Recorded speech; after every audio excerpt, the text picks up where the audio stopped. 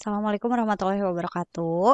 Halo semuanya, kembali lagi di video pembelajaran tentang klasifikasi 5 regnum. Di video kali ini kalian akan belajar tentang animalia atau hewan, tepatnya invertebrata. Kita kenali dulu apa sih animalia. Animalia ini adalah organisme yang bersifat multiseluler, artinya selnya ini lebih dari satu. Kemudian, mereka ini bersifat heterotrof karena tidak memiliki klorofil, jadi mereka tidak bisa membuat makanan sendiri. Sehingga untuk memenuhi kebutuhan makannya, mereka ini perlu memakan organisme lain, bisa memakan sesama hewan atau bisa memakan tumbuhan. Nah, selain itu, animalia ini adalah kelompok organisme yang semuanya mampu bergerak aktif. Jadi mereka bisa bergerak kemana saja sesuai kehendak mereka. Nah, animalia dibagi menjadi dua, yaitu invertebrata yang tidak bertulang belakang dan vertebrata yang bertulang belakang. Kita bahas dulu tentang invertebrata. Invertebrata ini dibagi menjadi 8 filum atau 8 kelompok. Nah, kalian bisa hafalin dari yang warna merahnya ini ya, P, C, P, namae. Nah, yang pertama ada Porifera, kemudian kedua Solenterata. Nah, ada lagi nih 3 kelompok, Platyhelminthes, Nematelminthes, dan Annelida. Mereka semuanya adalah kelompok Vermes atau cacing. Selain itu, ada juga Mollusca, arthropoda yang nanti dibagi lagi jadi insekta, arachnida, krustase, dan myriapoda. Dan yang terakhir ada echinodermata. Kita bahas satu-satu ya, dari porifera dulu pertama. Porifera atau yang dikenal dengan nama hewan berpori adalah hewan yang tubuhnya paling sederhana di antara semua jenis hewan. Kemudian di dalam tubuhnya ini ada pori-pori kecil tersebar di seluruh tubuhnya. Jadi dia itu seperti spons. Selain itu, habitatnya nanti ada di perairan, mereka ini kadang melekat di dasar perairan. Kemudian warna tubuhnya beragam, jadi menarik perhatian, dan dia juga beberapa spesies bisa digunakan sebagai bahan penggosok kaca atau hiasan. Di sini ada dua contohnya ya. Yang pertama di sini ada Spongia sp, di sini keras, dia bisa dimanfaatkan sebagai bahan penggosok. Nah, ada juga Plectella aspergillum. Nah, di sini dia itu menarik ya, jadi dia bisa dijadikan sebagai hiasan. Jadi kayak koral-koral gitu. Nah, kemudian setelah hewan berpori kita lanjut ya. Ada Solenterata atau yang namanya hewan berongga. Buat apa sih rongga di tubuhnya? Nah, fungsinya ini sebagai alat pencernaan, sebagai mulut juga dan anus. Jadi ketika dia makan dan ketika nanti mengeluarkan zat sisa dari hasil pencernaan, itu akan keluar lewat rongga yang sama. Kemudian mereka ini bentuk tubuhnya ada yang polip atau menetap di suatu tempat dan ada yang medusa, jadi bisa melayang. Seperti apa bedanya? Kayak gini nih. Nah, di sini ada anemon laut, di sini dia polip, jadi menetap. Nah, ada juga ubur-ubur. Kalau ubur-ubur ini dia melayang gitu. Jadi dia sudah nggak menetap ya. Nah, kalau kalian perhatikan di sini ada tentakelnya ya. Tentakel ini fungsinya untuk menangkap mangsa. Mereka juga beracun dan bisa menyengat. Kemudian habitatnya ada di air laut. Fungsinya ini sebagai taman laut, jadi untuk wisata bahari. Kalau misalkan kalian snorkeling atau diving, itu kan bisa lihat wisata bahari ya. Nah, salah satunya adalah dari Solenterata. Kemudian selain jadi wisata bahari, mereka ini juga membentuk karang. Untuk apa? Nanti untuk menahan adanya erosi. Selain itu, bisa juga untuk tempat persembunyian dari beberapa hewan laut. Gitu. Kita lanjut ya sekarang ke kelompok Vermes atau cacing. Kelompok cacing yang pertama yaitu Platyhelminthes atau nama lainnya adalah cacing pipih. Nah, si cacing pipih ini bentuknya pipih seperti pita. Kemudian mereka ini organ reproduksinya hermafrodit. Jadi ada dua organ reproduksi. Jadi dalam satu organisme cacing itu dia punya organ reproduksi jantan dan organ reproduksi betina. Tapi nggak bisa langsung bereproduksi sendirian. Tetap aja butuh bantuan dari cacing lain. Jadi kalau cacing ini sekarang lagi menghasilkan organ reproduksi jantan nih, nanti dia tetap butuh cacing yang organ reproduksi betinanya sedang berkembang. Itu dan sebaliknya ya. Dan yang terakhir, mereka ini cara hidupnya ada yang parasit dan ada yang bebas. Parasit ini artinya hidup di organisme lain dan merugikan. Atau ada juga yang bebas, nggak ngerugiin siapa. Nah, di sini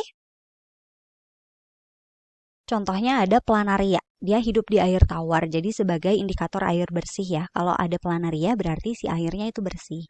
Nah, dia juga bisa fragmentasi ya. Kalau dipotong nanti bisa menumbuhkan bagian-bagian tubuh yang lainnya.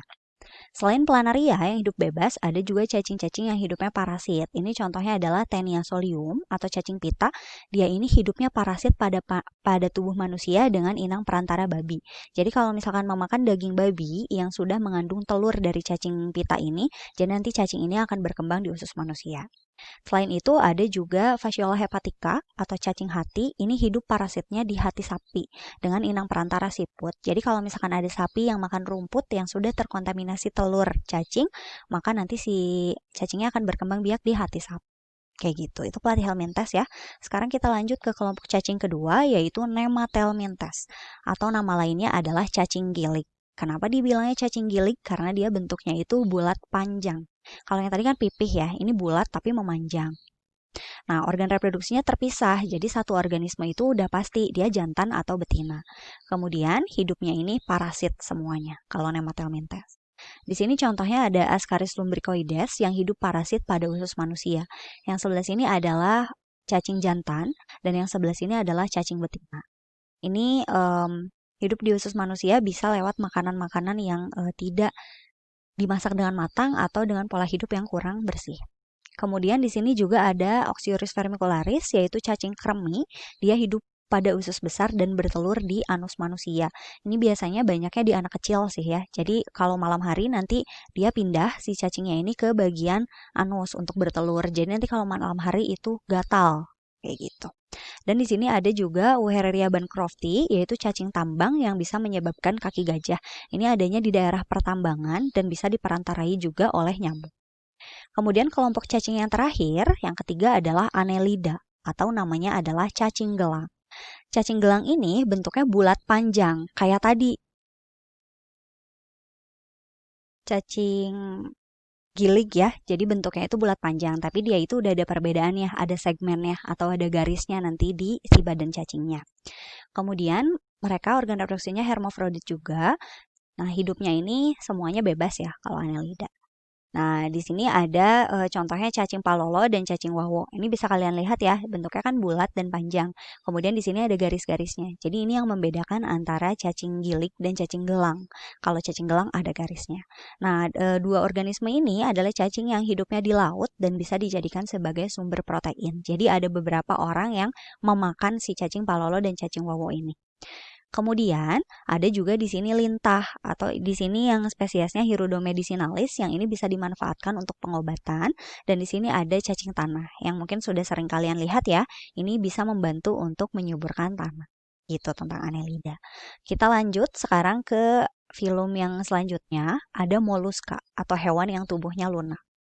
Moluska ini bagian tubuhnya ini punya mantel yang bisa membentuk cangkang. Tapi nggak semuanya. Beberapa bisa membentuk cangkang, tapi yang lain enggak. Nah, kemudian fungsinya ini sebagai sumber protein. Jadi banyak yang dari moluska ini dimanfaatkan untuk dijadikan bahan makanan. Atau ada beberapa juga yang dijadikan sebagai hiasan dan memiliki nilai jual yang tinggi. Di sini ada dua contoh hewan yang mampu membentuk cangkang ya. Di sini ada tiram mutiara dan ada bekicot. Di sini ada cangkangnya kan ya. Nah, nanti kalau ini kan udah dikeluarin ya si bagian dalam dari tiramnya. Kalau misalkan ada kan nanti tubuhnya lunak. Nah, ini yang mampu menghasilkan mutiara ya. Jadi bisa dijadikan sebagai hiasan atau barang-barang yang bernilai jual tinggi. Kalau yang ini dia punya cangkang, ininya juga lunak. Nah, selain yang punya cangkang, ada juga hewan yang tidak membentuk cangkang. Di sini contohnya adalah cumi dan juga gurita. Di sini nggak ada cangkang kerasnya. Kayak gitu. Kemudian lanjut ke kelompok arthropoda atau hewan yang tubuhnya beruas. Arthropoda ini udah jelas ya ciri tubuhnya yaitu beruas-ruas. Jadi dari kepala mau ke badan itu ada garisnya dulu. Dari badan mau ke bagian bawahnya lagi ke ekornya nanti ada lagi garisnya kayak gitu. Kemudian bagian tubuhnya ini memiliki exoskeleton atau rangka luar. Jadi bisa diingat-ingat ya, exo itu artinya luar, skeleton itu artinya rangka. Jadi rangka luar. Kemudian mereka ini hidupnya di mana-mana ya. Ada yang di darat, kemudian di air tawar, ada juga yang di air laut. Kemudian klasisnya dibagi lagi nih, seperti yang tadi disinggung di awal ada 4. Ada insekta, arachnida, krustase, dan myriapoda. Semuanya dibedain berdasarkan jumlah kakinya. Kita lihat satu-satu. Yang pertama, klasisnya ada insekta atau serangga. Serangga ini kakinya ada 3 pasang, jadi jumlahnya ada 6. Bisa kalian lihat ya, di sini ada 1, 2, 3 pasang. Kayak gitu, jadi ada 6. Ini adalah Mantis religiosa atau nama Indonesianya belalang sembah. Ini juga ada contoh Aedes aegypti, yaitu nyamuk yang membawa virus penyebab demam berdarah. Kemudian selain insekta, klasis yang kedua ada arachnida atau laba-laba. Kakinya ini ada 4 pasang, jadi ada 8. 1, 2, 3, 4. Ya, ini juga sama. 1, 2, 3, 4. Jadi si capitnya itu dianggap sebagai kaki juga sama. Nah, ini adalah laba-laba rumah dan yang ini kalajengking. Yang ketiga, kita lanjut ke kelompok klasis krustase, yaitu udang. Kelompok udang-udangan kakinya ada 5 pasang, jadi jumlahnya ada 10. 1, 2, 3, 4, 5. Ini adalah kepiting, terus yang ini lobster. Dan klasis yang terakhir adalah Myriapoda. Kalau yang tadi kakinya spesifik, ada 3, 4, dan 5 pasang. Kalau Myriapoda kakinya nggak fix jumlahnya berapa, yang penting mereka kakinya banyak, lebih dari 5 pasang. Di sini contohnya ada lipan, dan di sini ada kaki 1000. Nah, ini kalian lihat ya, di sini kan ada ruas-ruasnya. Dari setiap ruas, ini muncul kaki. Ada yang muncul 1 pasang, ada yang muncul 2 pasang. Beda-beda tergantung organisme. Dan yang terakhir, ada Echinodermata atau hewan berkulit duri. Mereka habitatnya ada di air laut. Kemudian tubuhnya ini diselimuti oleh duri semuanya. Nah, kerangkanya ini beberapa kalau hewannya udah kering bisa dijadikan pupuk. Soalnya mereka ini tinggi akan kandungan nitrogen. Nah, di sini ada contohnya teripang dan mentimun laut. Kemudian di sini juga ada bintang laut dan bintang ular laut. Nah, ini pasti kalian udah tahu lah ya bintang laut. Kayak gitu. Sekian pembelajarannya, semoga dimengerti. Selamat belajar. Sampai ketemu di video selanjutnya ya. Assalamualaikum warahmatullahi wabarakatuh.